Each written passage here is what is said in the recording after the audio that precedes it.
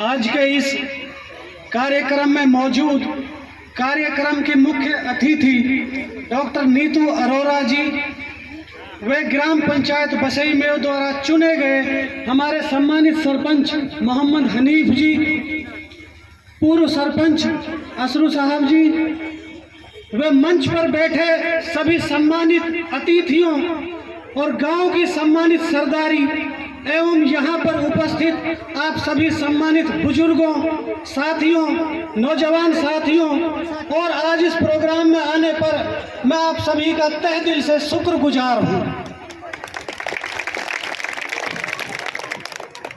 आप सबको देखकर मुझे यहाँ एक लाइन याद आ रही है।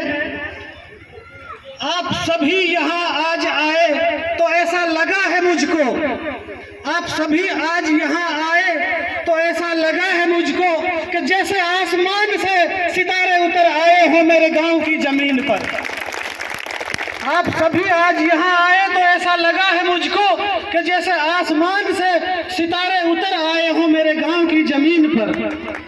मैं आज ग्राम पंचायत बसई में कि आप सभी सम्मानित नागरिकों और समस्त सरदारी का शुक्रिया अदा करना चाहता हूं कि आप सबने मेरे परिवार पर जो भरोसा जताया है और उस भरोसे को जताते हुए मेरे परिवार को जो आज इस ग्राम पंचायत बसई मेव का जिम्मेदार बनाया है और ये जिम्मेदारी आपने मेरे परिवार को सौंपी है, इसके लिए मैं आप सबका संपूर्ण ग्राम पंचायत बसई मेव का शुक्रिया अदा करना चाहता हूं, तहे दिल से शुक्रगुजार हूं।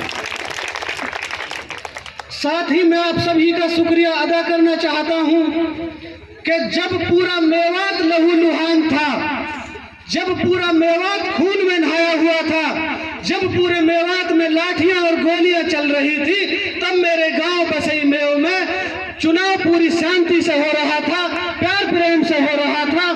जहां पूरे मेवात में लाठियां चल रही थी वहां मेरे गांव में दोनों पक्ष बैठकर अपनी अपनी समस्याओं को सुलझा रहे थे और अपने मसलों को हल कर रहे थे। मैं इसके लिए आप सभी का शुक्रिया अदा करना चाहता हूं। आपके इस काम की तारीफ सिर्फ गांव बसई मेव में ही नहीं, सिर्फ तहसील फिरोजपुर झिरका में ही नहीं हो रही है, बल्कि पूरे मेवात और पूरे हरियाणा में हो रही है कि मेवात के अंदर एक ऐसा गांव है जिसने शांति, प्यार और भाईचारे की मिसाल पेश की है।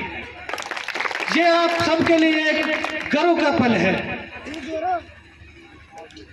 अब जबकि चुनाव संपन्न हो चुके हैं और आज सरपंच का शपथ ग्रहण समारोह हो रहा है, हम विश्वास दिलाते हैं अपने पूरे परिवार की तरफ से, ये विश्वास दिलाया जा रहा है कि गांव के सभी लोगों को बसई मेव के विकास के लिए, गांव बसई मेव के विकास के लिए हम प्रयासरत रहेंगे।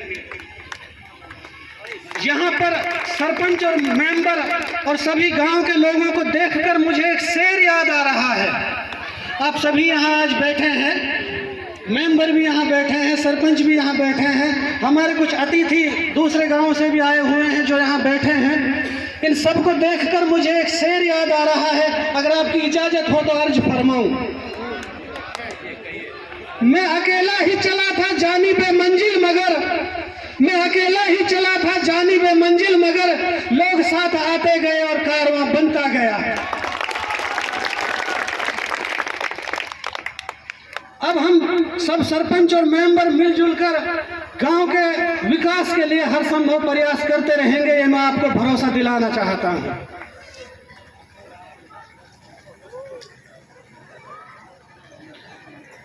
यहाँ पर मौजूद मेरे माताएं, बहनें, बुजुर्गों और नौजवान साथियों, आपको एक बात मैं बता देना चाहता हूँ कि किसी भी गांव, किसी भी क्षेत्र और किसी भी देश के विकास के लिए जो सबसे जरूरी चीज होती है वो होती है एजुकेशन।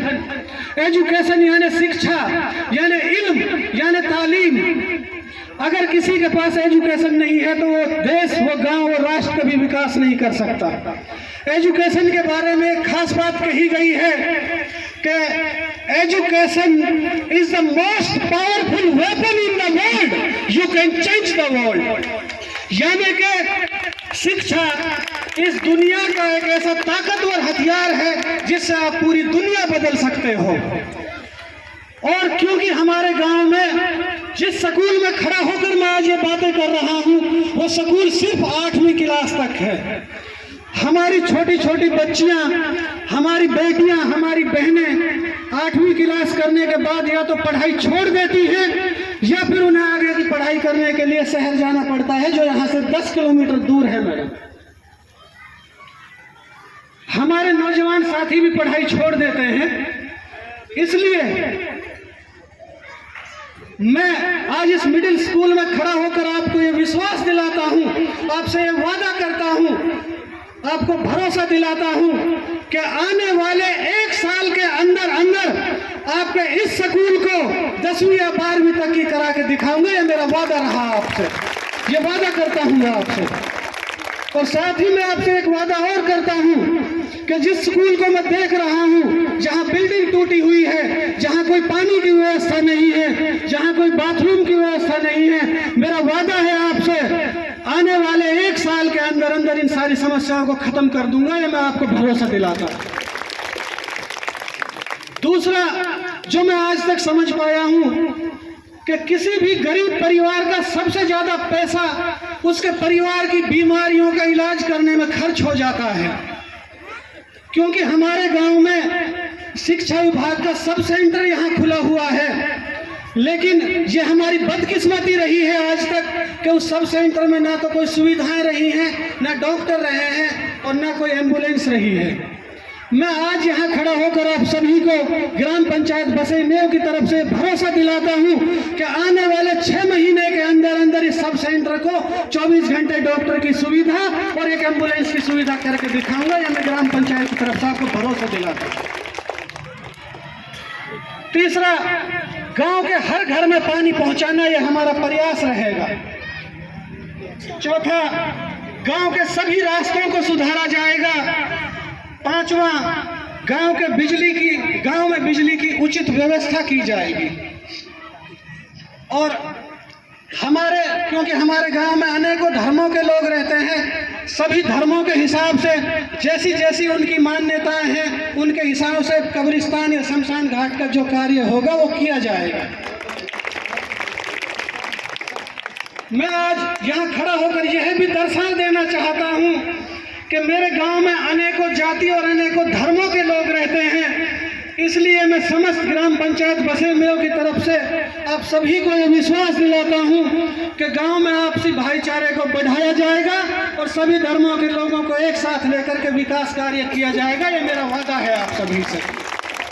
मैं अंत में अपनी जगह लेने से पहले एक बात और कहना चाहता हूं। कुछ लाइनों के साथ मैं अपनी बात खत्म करूंगा, क्योंकि मैं यहाँ कुछ घोषणाएं कर रहा हूँ। मुश्किलें हो सकती हैं लेकिन नामुमकिन नहीं हो सकती। इस बात को लेकर मुझे एक शेर याद आ रहा है कि ये मत कहो खुदा से कि मेरी मुश्किलें बड़ी हैं। ये मत कहो खुदा से कि मेरी मुश्किलें बड़ी हैं। इन मुश्किलों से कह दो कि मेरा खुदा बड़ा है। इन मुश्किलों से कह दो कि मेरा खुदा बड़ा है। शुक्रिया।